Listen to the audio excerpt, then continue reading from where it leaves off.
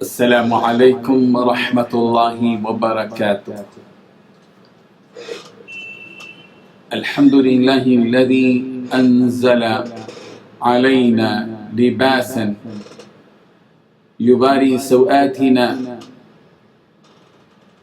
والصلاة والسلام على سيد المرسلين محمد وآله وصحبه أجمعين وبعد. حاضرین و ناظرین، یہ درس نمبر 618 ہے۔ آج سورہ اعراف کی آیت نمبر 26 کی تلاوت اور اس کی تشریح کی جائے گی۔ چلیے سب سے پہلے ہم اس آیت کی تلاوت کرتے ہیں، لفظی ترجمے اور ترجمے کے بعد تشریح کرتے ہیں۔ اعوذ باللہ من الشیطان الرجیم، بسم اللہ الرحمن الرحیم۔ یا بنی آدم قد انزلنا علیکم لباسا یواری سوآتکم وریشا ولباس التقوى ذلك خير ذلك من آيات الله لعلهم يذكرون صدق الله العظيم۔ یا بنی آدم، اے آدم کی اولاد، قد تحقیق انزلنا ہم نے اتارا علیکم تم پر لباسن ایسا لباس جو یواری چھپاتا ہے سوآتکم تمہاری شرم گاہیں، وریشا اور اتارا لباس زینت کا سب والا، اور ولباس التقوی اور تقوی کا لباس، ذالک یہ خیر بہترین ہے، ذالک یہ من آیات اللہ اللہ کی نشانیوں میں سے ہے، لعلہم تاکہ وہ لوگ یذکرون نصیحت حاصل کریں۔ ترجمہ یوں ہے، اے آدم کی اولاد، ہم نے تم پر پوشاک اتاری کہ تمہارا ستر ڈھانکے اور تمہارے بدن کو زینت دے، اور جو پرہیزگاری کا لباس ہے وہ سب سے اچھا ہے، یہ اللہ کی نشانیاں ہیں تاکہ لوگ نصیحت پکڑیں۔ اس آیت میں 5 باتیں بتائی گئی ہیں۔ پہلی بات، اے آدم کی اولاد، بے شک ہم نے تمہارے لیے لباس اتارا۔ دوسری بات، جو تمہاری شرم کی جگہوں کو چھپاتا ہے۔ تیسری بات، اور وہ زینت کا سبب بھی ہے۔ چوتھی بات، اور تقوی کا لباس یہ بہتر لباس ہے۔ پانچویں بات، یہ اللہ کی نشانیوں میں سے ہے تاکہ لوگ نصیحت حاصل کریں۔ بزرگان محترم، پچھلی آیت میں آپ نے اس بات کو ملاحظہ کیا اور غور بھی کیا ہوگا کہ ابلیس نے حضرت آدم علیہ السلام سے جو انتقام لیا اپنی دشمنی کا، اور سب سے پہلا انتقام جو شیطان نے، ابلیس نے حضرت آدم سے اور حوا سے لیا، وہ یہ تھا کہ اس نے وسوسہ ڈال کر حضرت آدم اور حضرت حوا کو جو ہے بے لباس کر دیا، بے لباس کر دیا۔ یہ شیطان کا سب سے پہلا حربہ ہوتا ہے۔ شیطان سب سے پہلے بے حیائی پیدا کرتا ہے انسان۔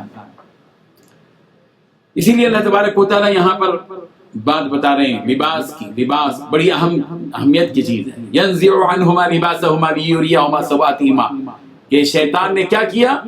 تم کو جنت سے نکالا اور تم کو پھل کھانے پر مجبور کیا، آدم اور حوا کو، تاکہ ان کے اوپر سے وہ لباس اتارے، تاکہ ان کی شرمگاہ وہ دیکھیں۔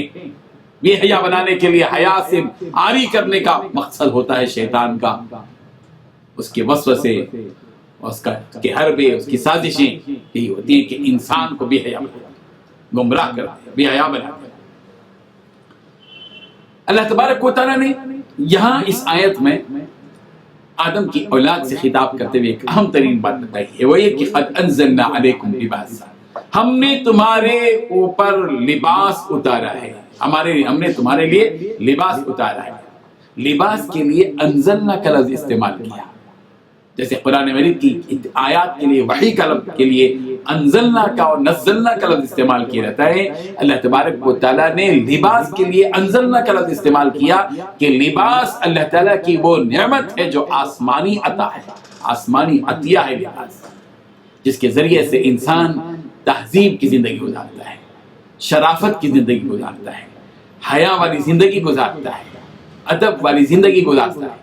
اگر انسان کے پاس سب کچھ ہو مگر لباس نہ ہو تو آپ بتائیے کہ وہ معاشرہ صالح معاشرہ کیسے بن سکتا ہے؟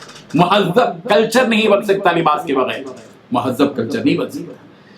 اسی لیے اللہ تبارک و تعالیٰ نے فرمایا ہم نے تمہارے لیے ایک ایسا لباس اتارا ہے جس لباس کی خصوصیت یہ ہے کہ یواری سوآتکم، یہ لباس تمہاری شرم کی جگہوں کو چھپاتا ہے۔ شرم کی جگہوں کو چھپاتا ہے اس لباس سے وہ لباس، اور دوسرا اس کا مقصد ہے کہ وہ ریشہ زینت کا بھی ذریعہ ہے۔ لباس سے کئی فائدے ہیں۔ سورہ نحل کی آیت نمبر 81 میں اللہ تبارک و تعالیٰ نے فرمایا وَجَعَلَ لَكُمْ سَرَابِيلَ تَقِيكُمُ الْحَرَّ، اللہ تعالیٰ نے تم کو کرتے دیے ایسے جس کی ذریعے سے تم گرمی سے اپنے آپ کو بچاتے ہو، وَسَرَابِيلَ تَقِيكُمْ بَأْسَكُمْ، اور ایسے کرتے بھی اللہ نے تم کو دیے جس سے تم لڑائی کے دوران، لڑائی کے وقت میں اپنے آپ کی حفاظت کرتے ہو۔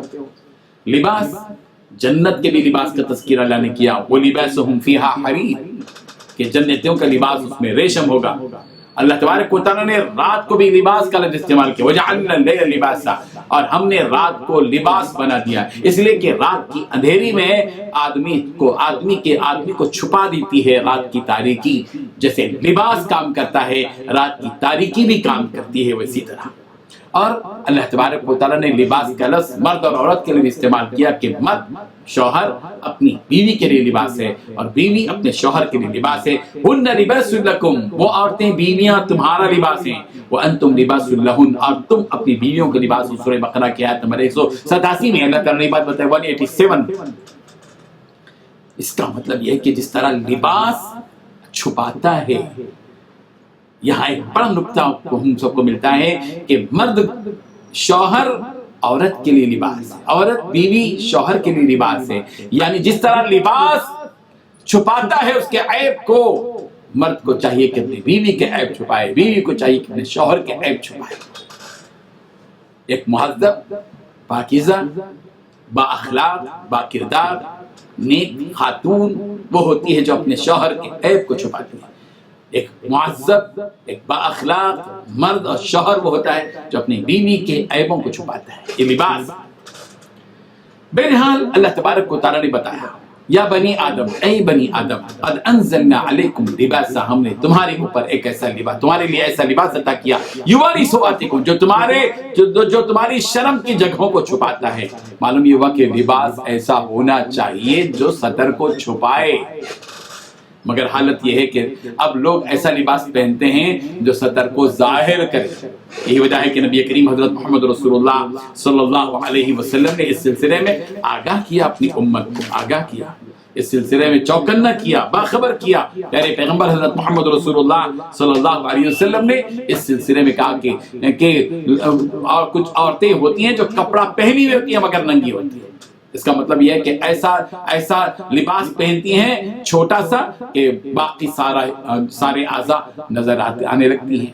پیارے پیغمبر صلی اللہ علیہ وسلم نے ان پر لعنت فرمائی ہے اس عورتوں، یا یہ کہ لباس ایسا پہنتی ہیں جو لباس پہن کر بھی ننگی ہوتی ہیں، یعنی بالکل باریک ایسا لباس، جالی والا لباس پہنتی ہیں جس سے لباس جو ہے، اندر کا لباس جو ہے چھلک کر سامنے نظر آتا ہے، بالکل باہر ہوتا ہے۔ اس سے منع کیا گیا۔ مغربی تہذیب نے آج مشرقی خاتون کو بھی بے حیا کر کے رکھ دیا۔ اسلام کا ایک درہ امتیاز یہ رہا کہ اسلام نے اپنے ماننے والوں کو حیادار بنایا، مگر مغربی تہذیب اس سے محروم ہے۔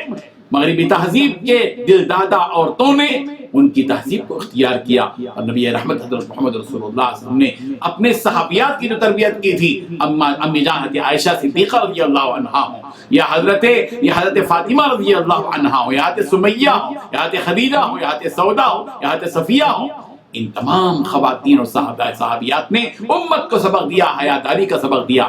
آج امت کی مائیں کہاں جا رہی ہیں؟